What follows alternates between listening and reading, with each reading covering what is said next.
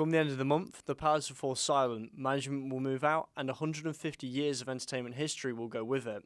If Chinese developers get their way, the site will play host not to thousands of music lovers, but thousands of holidaymakers instead. Michael Raymond leads a small group intent on seeing the palace retain its grandeur and continue its place on Australia's music scene.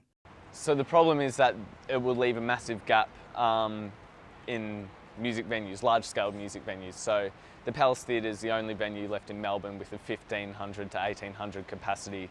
The next jump up is Festival Hall, which is about 5,000, and the next closest one is the Forum Theatre, which is 1,500, but that's booked out, 6 months to a year in advance.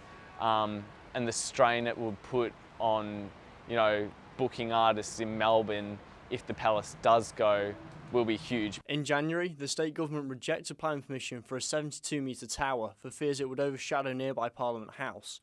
Plans have since been downsized and resubmitted to Melbourne City Council, but that's not the end of the state government's involvement.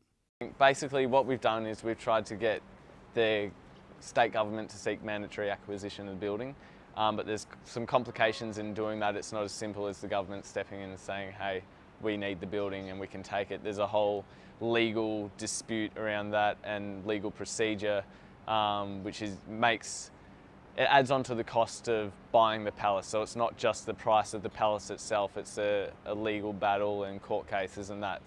But this isn't the last breath in the fight for the Palace Theatre.